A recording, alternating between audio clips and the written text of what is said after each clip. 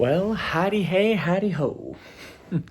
I got back from, ooh, that's a little bright. Let's turn that down, shall we? But I got back from seeing Matt Shackman's Fantastic Four: The First Steps.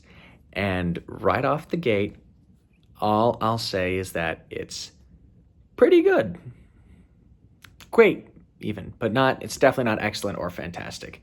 But in terms of Marvel movies post Endgame, this is easily one of the best ones, easily top three. Um, and let's just start off with the good. The cast does a phenomenal job. Pedro Pascal embodies Reed Richards. Vanessa Kirby embodies Sue Storm. Cousin Eddie from the Bear, sorry, embodies Ben Grimm the Thing, and Joseph Quinn embodies the Human Torch. Every single member of the cast does a phenomenal job. The practical sets and the visuals are really good. Like in terms of Marvel VFX, this is actually some of the most stunning VFX they've done in a while. And on top of that, there's a lot of practical sets and practical effects that they actually do in this movie. And the writing's really good, the acting's phenomenal, direction's solid. Like in terms of fundamental filmmaking, this is a really good movie. The stakes are high. Galactus, played impeccably by Ralph Ingsom or whatever the hell his name is despite how little he's actually in the movie, you feel Galactus's presence throughout, and he does so great with the very few lines he has, but he delivers. And Julia Gardner as Silver Surfer, Shalabal, she's actually really good. In fact, that's the thing, is that everyone does a really good job, especially, the two, because I know there was some contention between Pedro Pascal and Julia Gardner in their respective roles, and each one of them delivers. Now, what's Fantastic Four: The First Steps about? Well, it takes place on Earth 828, a completely separate universe from the MCU. And it's a retrofuturistic alternate 1960s where the Fantastic Four have been a team for about 4 years. However, things change when the Silver Surfer appears and tells them that their planet has been marked for death by Galactus. So they journey off into space to try and make a deal with Galactus, only to be provided with a deal that they simply cannot make. So it's a race against time to try and defend Earth from Galactus. Now, the stakes are high and are ever present and clear. And you feel the weight of the world on their shoulders. And there are multiple points throughout the film where you actually legitimately think that they're going to fail. And I love that. I love that for once a Marvel movie actually feels like it has legitimate stakes to it. It works so well.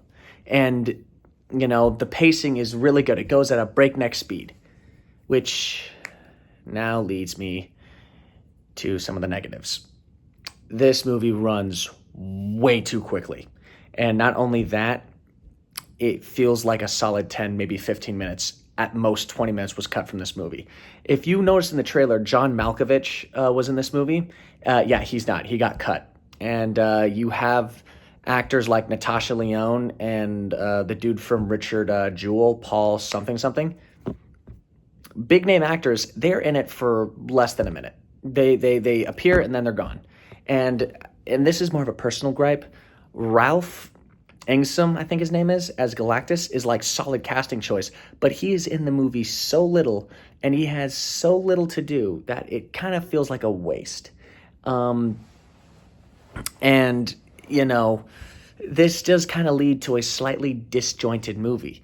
And here's both a positive and a negative. I'm glad that someone finally understood that the Fantastic Four are not crime fighters. They are scientists and explorers that just so happen to have superpowers. And there is one specific sequence with, hyperspace travel that is on the edge of your seat phenomenal. It is a chase scene and an action sequence that is so good. So good. It reeks of Interstellar themes. But at the same time, that's really the only real action sequence until an hour later with the finale. So This movie's very light on action. It is a sci-fi movie first and foremost. So if you are going into this movie looking for some real hardcore action, you're not going to get it. This is a sci-fi movie first and foremost, action movie second, which may make or break for the movie. And oh right, I forgot. Going back to the good. We're going back to the good for a second. I forgot to praise this one element. Many Marvel movies since Lord knows how long has had a large level of comedy to it. This one does not. In fact, I have to praise Marvel for actually showing restraint because the dial on the comedy is cranked all the way down to 1. There is maybe 1 or 2 legitimate jokes throughout the entirety of this movie. And after that, it's just very serious and straight to the point. And I will say this. Going back to the downsides, there was a certain expectation that was set due to a certain end credit scene in Thunderbolts. And let's just say some of those expectations and fan theories were not what this movie was. But that's all I'll leave it to. Other than that, this was a solid movie. In fact, it's probably among some of the best stuff Marvel's put out in years in terms of their movie quality. That wasn't, something done by Ryan Reynolds or James Gunn. This movie had a very clear vision and was able to achieve said vision because it's standalone. It actually is so nice to see a movie that is standalone in the MCU. You don't need to have seen anything else. Though the end credit scene will definitely make you very excited for what's to come. But let's take a look at the good and the bad just in a brief, moment.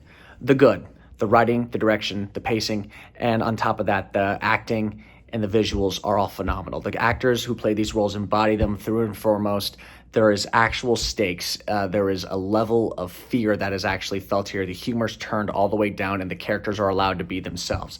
The downsides, there's not enough focus on the villains for them to actually mean much. They get the job done. They do the job done. They do the job done well, but there's the sense of more, of wanting more that they just don't fulfill. And unfortunately, while the pacing is very, very breakneck, very, very quick, there are a lot of jagged editing moments where things just abruptly switch, and it's very clear that there was at least a lot more in the editing bay that just had to be taken out for the sake of runtime. So overall, I give this movie a 7 out of 10.